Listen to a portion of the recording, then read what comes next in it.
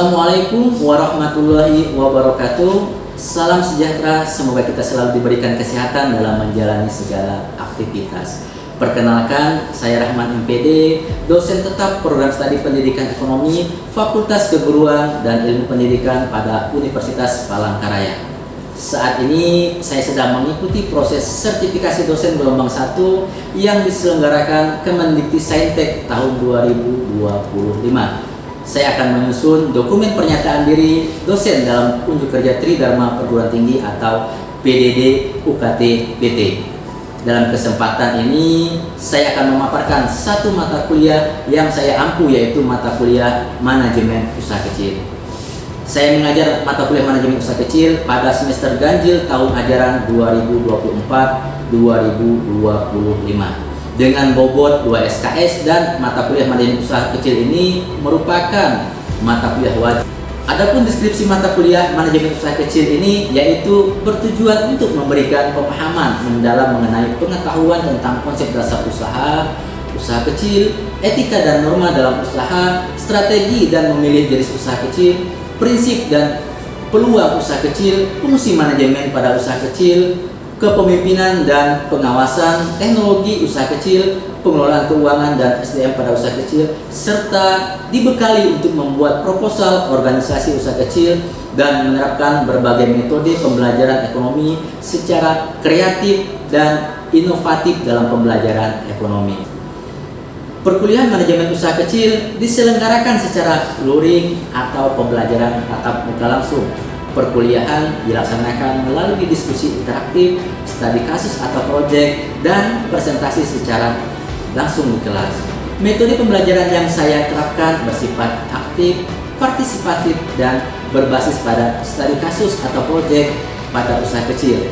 Di antaranya ceramah interaktif untuk membangun pemahaman konseptual mahasiswa terhadap konsep dasar usaha kecil. Yang kedua, diskusi kelompok yang mendukung kolaborasi mahasiswa dalam penyelesaian studi kasus ataupun proyek. Untuk CPL Prodi yang dibebankan pada mata kuliah Manajemen Usaha Kecil meliputi: pertama, menguasai konsep teoritis ekonomi yang diperlukan untuk merancang dan melaksanakan pembelajaran ekonomi secara logis, kritis, dan inovatif dengan mengedepankan nilai-nilai budaya lokal dan nasional.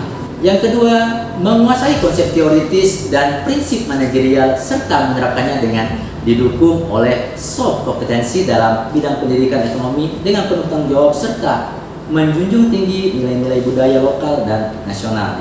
Untuk capaian pembelajaran mata kuliah yang diharapkan yaitu CPMK 1, mahasiswa memahami pengertian usaha kecil, tujuan, kriteria usaha kecil, bentuk dan jenis usaha kecil, serta keunggulan dan kelemahan usaha kecil. CPMK 2, mahasiswa memiliki kemampuan dalam merencanakan suatu usaha, misalnya mampu melihat peluang, menciptakan peluang usaha, kelayakan dan keterbatasan peluang, peranan, perencanaan keuangan, dan peranan rencana bisnis. CPMK 3, mahasiswa mampu memprediksi prospek usaha kecil di masa mendatang. CPMK 4, mahasiswa mampu mempraktikkan pemasaran usaha kecil, manfaat lokasi perusahaan, penjualan, periklanan dan promosi, kebijakan harga, tata letak dan desain, serta membangun jalur distribusi. Adapun materi pembelajaran pada mata kuliah Manajemen Usaha Kecil ini meliputi: yang pertama, kontrak kuliah dan konsep dasar usaha. Yang kedua, ada usaha kecil. Yang ketiga, etika dan norma dalam usaha. Yang keempat, strategi dan memilih jenis usaha kecil. Yang kelima, prinsip dan peluang usaha kecil. Yang keenam, fungsi manajemen pada usaha kecil. Yang ketujuh, kepemimpinan dan pengawasan teknologi usaha kecil. Yang kedelapan, pengelolaan keuangan dan SDM pada usaha kecil. Serta materi yang terakhir adalah mahasiswa dilatih untuk membuat proposal organisasi usaha kecil dan menerapkannya pada berbagai. metode pembelajaran ekonomi secara kreatif dan inovatif dalam pembelajaran ekonomi. Adapun penilaian dalam mata kuliah manajemen usaha kecil ini mencakup 5 komponen, yaitu yang pertama aktivitas partisipasi 10%, hasil proyek atau case method 20%, penugasan mandiri dan terstruktur 20%, ujian tengah semester 20%, ujian akhir semester 30%. Penilaian dilakukan secara objektif berdasarkan indikator seperti ketetapan dan penguasaan materi, aktivitas partisipasi, serta kemampuan analisis terhadap studi kasus atau proyek. Saya menggunakan rubrik penilaian yang jelas dan terukur. Dengan pendekatan ini, saya berkomitmen dapat menciptakan pembelajaran yang berpusat pada mahasiswa sehingga dapat menyiapkan lulusan yang mampu berpikir kritis, adaptif, serta siap untuk membangun usaha kecil. Baik, untuk tahapan selanjutnya, mari kita simak video pembelajaran mata kuliah manajemen usaha kecil ini. Bismillahirrahmanirrahim. Assalamualaikum warahmatullahi wabarakatuh.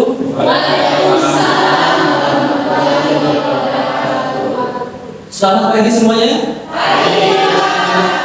Bagaimana kemarin? Baik. Sehat? Sehat. Sebelum mulai kita baru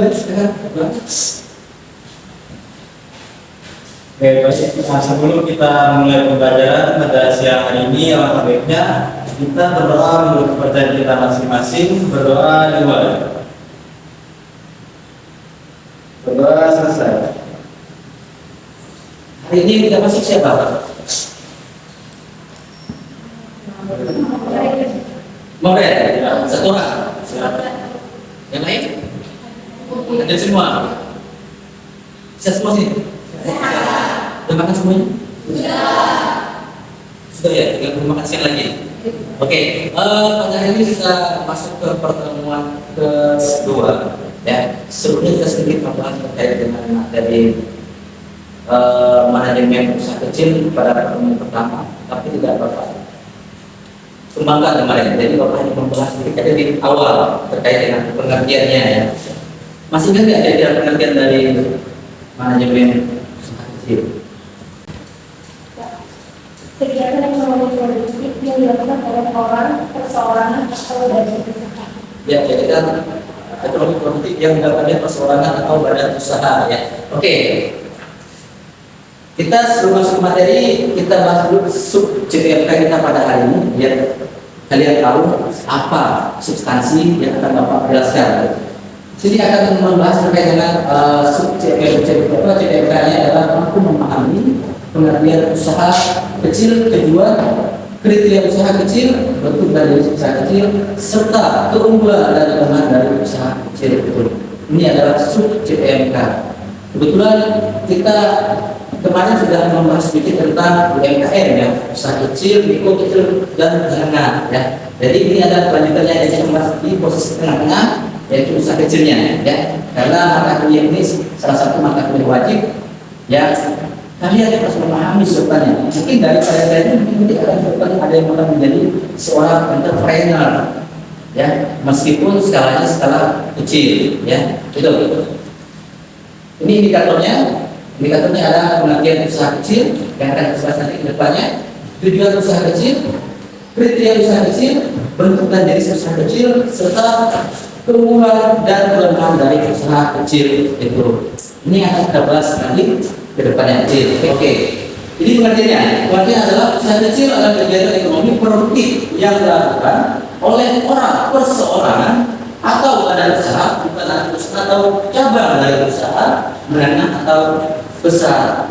Jadi itu milik perorangan ya. Bisa juga CP, bisa juga operasi yang dalam hal ini ya tidak melibatkan yang terkait dengan omsetnya berdasarkan tadi seperti itu 300 sampai dengan 500. Itu adalah usaha kecil. Oke, kita membahas sedikit lagi terkait dengan apa perbedaan usaha kecil, mikro, kecil dan menengah. Apa? Tadi sudah disimpulkan Jupri, omsetnya katanya. Kalau usaha kecil 300 sampai 500. Kalau usaha mikro berapa omsetnya? Berapa? Maksimal 50 juta. maksimal 50 juta. Kalau usaha berapa? 500 juta sampai 10 miliar. Itu adalah salah satu perbedaan ya, perbedaan dari usaha mikro, kecil dan menengah. Tapi pada saat ini konteksnya kita akan belajar tentang usaha kecil. Kita posisinya di tengah, usaha kecil ya. Oke, kita lanjut. Tujuannya yaitu apa? Tujuan usaha kecil. Pertama, meningkatkan pendapatan dan kesejahteraan masyarakat lokal. Tadi disebut oleh temannya, meningkatkan kesejahteraan masyarakat lokal. Misalnya di Kalimantan Tengah, apa kira-kira yang kalian lihat usaha-usaha yang sedang berjalan terkait dengan usaha kecil ini? Usaha apa misalnya? Ya, rotan ya. Saat ini sedang berkembang rotan. Di situ ada juga anyaman dari purun ya. Keduanya lagi menciptakan lapangan kerja. Jadi ketika orang buka usaha kecil, dia mampu menciptakan yang namanya lapangan kerja. Meskipun ya dalam skala kecil, ya, berikutnya juga skala kecil, tetapi bisa memberdayakan masyarakat setempat. Ya. Ini salah satu contohnya kemarin ada di daerah Kalimantan, bisa menciptakan ataupun memberdayakan masyarakat itu 5 sampai 10 orang di situ dipekerjakan. Nanti kita akan bahas lebih lanjut. Ada yang tahu koperasi? Koperasi apa? Ya. Simpan barang, pinjam uang. Ya, habis itu ada koperasi petani Putri Bono ini ada di Kalimantan. Itu kemarin Bapak sudah survei ke sana, memang ada dibentuk koperasi itu. Jadi sesama petani itu melakukan kerjasama ya, itu dalam bentuk koperasi. Yang ketiga adalah keluarga, misalnya pengrajin anyaman. Ini juga ada di Kalimantan ya. Ada namanya kelompok tani hutan di sana, dan juga ada industri kecil menengah kelompok tani hutan. Itu kemarin Bapak ke sana betul melakukan kegiatan dengan petani di sana, sangat-sangat antusias mereka kedatangan kami di sana gitu. Itu salah satu bentuk dari usaha kecil. Itu jadi usaha kecil. Ada sektor perdagangan, misalnya toko sembako, kios, pasar. Ada sektor jasa, pangkas rambut, bengkel dan laundry ya. Habis itu ada sektor industri rumah tangga, kerajinan, makanan dan makanan ringan ya. Sektor pertanian ada juga ya, itu tani hortikultura, ternak ayam kampung. Coba lihat ini, ada gambar kampung laut. Ini kampung laut pernah ke sana? Pernah? Pernah ke sana? Yang belum makan sana siapa? Udah semua? Oke, itu salah satu usaha kecil ya, karena dia memberdayakan kemarin, yaitu ada belasan orang sana dengan karyawannya. Itu salah satu usaha kecil dan masih belum berkembang di daerah-daerah tua ya, masih secara lokal. Berbeda dengan pembangunan yang khas-khas daerah yang sampaikan beberapa daerah Kalimantan, Sumatera dan itu menengah itu ya. Keduanya lagi ada namanya anyaman purun itu. Kita sebutkan anyaman purun. Ini di Kelurahan Kalimantan. Mereka punya satu keluarga, tetapi memberdayakan beberapa orang bekerja di situ. Ini ekspor keluar negeri, ya, ekspor. Itulah kelebihan dari perempuannya. Dia memberdayakan beberapa orang, tetapi dengan memberdayakan itu dia bisa menggaji beberapa orang itu meningkatkan pendapatan masyarakatnya. Yang di atas itu adalah madu mulut.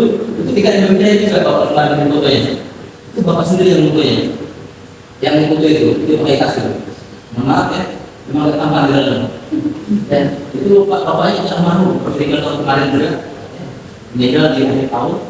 Pas bapak kesana berapa bulan? Ya ini meninggal. Jadi ini kehidupan beliau sangat baik beliau. Karena bapaknya pulang waktu itu. Ya. Ini bentuk dan juga jenis usaha kecil. Keunggulan usaha kecil ya, mudah didirikan. Habis itu keduanya lagi menggunakan sumber daya lokal. Kalau mudah didirikan, kenapa itu mudah didirikan? Kenapa sebabnya mudah didirikan? Apakah karena tidak berbelit-belit dalam pengurusan badan hukumnya? Atau apa? Kan saya bilang itu. Kalau ini mudah didirikan, ya silakan Pak. Kalau menurut saya, didirikan itu karena hubungan itu tidak memerlukan persyaratan. Ya, itu boleh bersandar. Itu bagi tidak. Dan dalam hal misalnya itu sudah perizinan, kemudian dalam modal, dan struktur organisasinya. Struktur organisasinya lebih mudah ya. Oke. Setelah itu salah satu potensi lokal dengan potensi kita yang banyak, kalau nggak dimanfaatkan rugi rasanya gitu, ya rugi.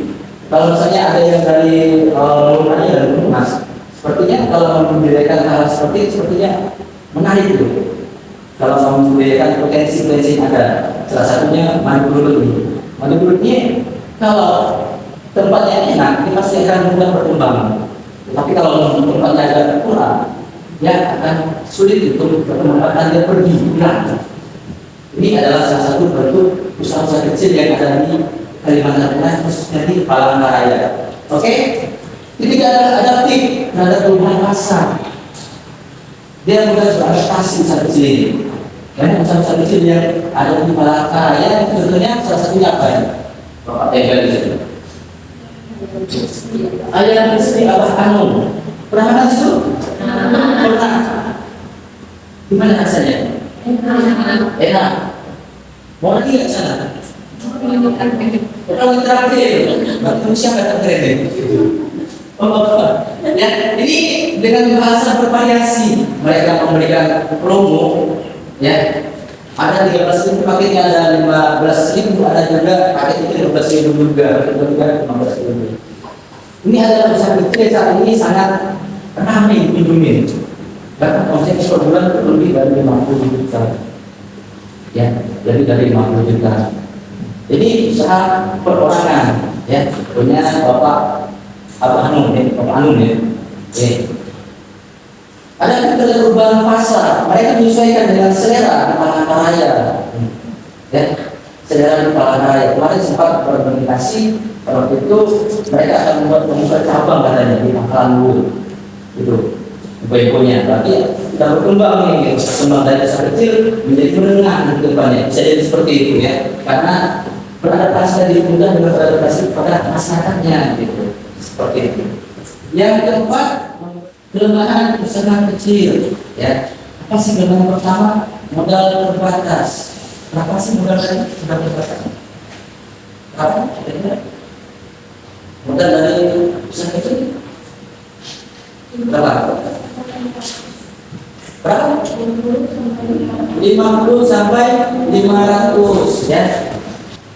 Modalnya dari 50 sampai 500. Oke. Makanya ini belum profesional. Kenapa? Kategorikan usaha kecil itu manajemen belum profesional. Kenapa?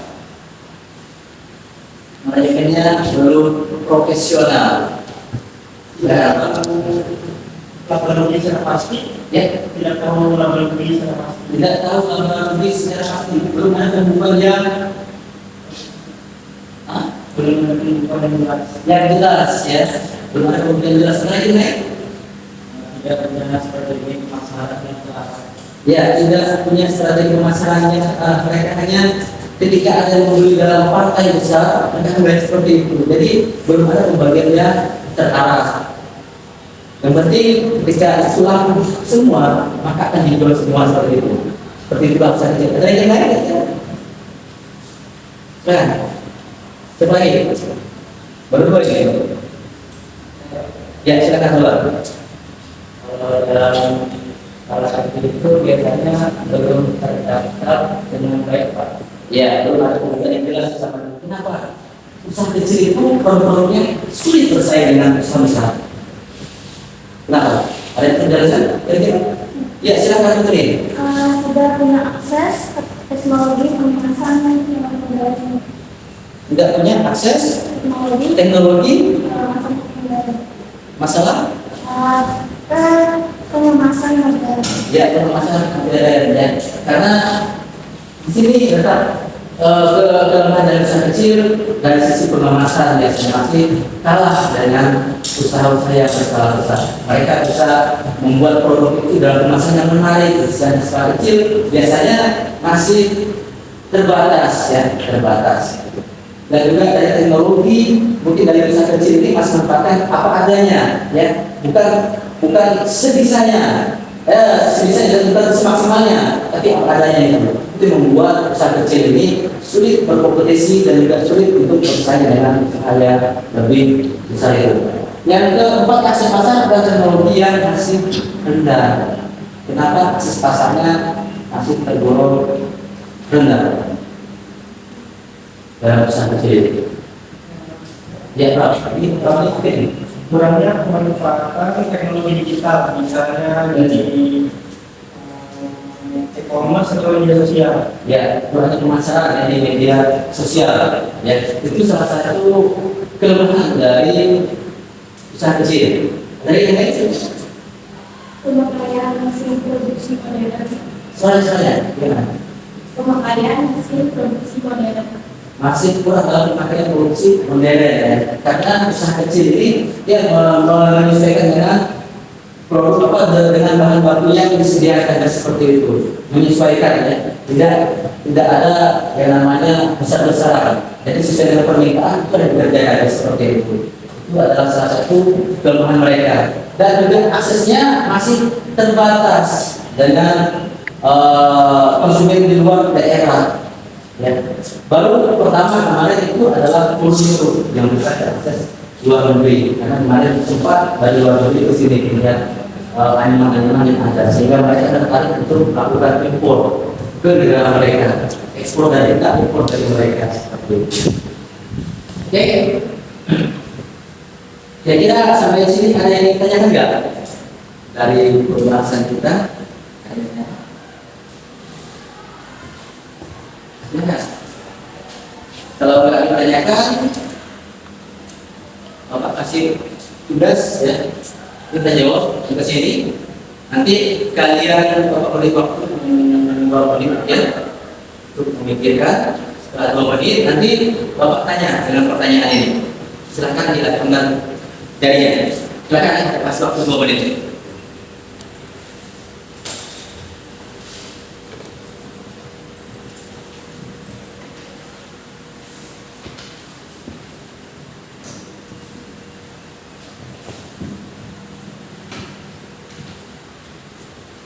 Oke, kalau sudah Bapak langsung tanya, saya kira pertanyaan pertama, apa saja kriteria usaha yang tergolong usaha kecil di wilayah Palangkaraya? Ada yang bisa menjawab pertanyaan pertama? Silakan. Ada? Ya, silakan Bapak. Apa saja kriteria usaha yang tergolong usaha kecil di wilayah Palangkaraya? Iya, di wilayah Palangkaraya. Di Palangkaraya umumnya memiliki ciri-ciri omset tahunan yang berkisar dari 500 juta hingga 2,5 miliar. Ya. Jumlah tenaga kerja biasanya mempekerjakan antara 5 sampai dengan 19 orang. Kepemilikan usaha itu biasanya dikelola oleh perorangan atau keluarga, dan untuk aset terbatas seringkali menggunakan sumber daya lokal seperti lahan dan bahan baku alamiah. Oke. Pertanyaan kedua kira-kira siapa lagi ya bisa menjawab? Apa saja jenis usaha kecil yang berkembang di Palangkaraya? Apa saja jenisnya? Yang saat sudah berkembang, ya silakan. Yang pertama itu adalah berani lokal, kemudian berani pangan, berani pangan seperti lokal sampai tadi dari turun. Ya, oke. Pertanian dan perkebunan lokal serta jasa kreatif. Jasa kreatif. Oke, yang lain kira-kira ada lagi? Terkait dengan jenis usaha kecil yang berkembang di Palangkaraya. Tadi sudah Bapak sedikit bahas tentang usaha kecil di Palangkaraya. Dan satunya tadi apa? Yang seperti apa? Ada lagi rumah makan Bang Jali ya. Kampung Laut, rumah makan Bang Jali. Itu salah satu usaha kecil. Oke, kira-kira sampai di sini skor perkuliahan kita. Ya, ada yang ingin ditanyakan lagi sebelum Bapak perkuliahan? Ya? Kalau nggak ada, kita upload dulu soal ini. Oke, semoga pertemuan kita ini memberikan manfaat kepada kalian semua. ya apa yang Bapak sampaikan semuanya terserap ya. Dan juga bagi adik-adik semuanya ya, ketika nanti setelah selesai ataupun saat ini ada yang sudah memulai usaha kecil-kecilan, mulailah mempelajari dengan usaha saya lebih progresif dengan beradaptasi pada potensi lokal dan juga beradaptasi pada apa kegiatan yang diinginkan oleh masyarakat. Karena itulah dasar untuk mempertahankan usaha itu agar tidak namanya ada kegagalan.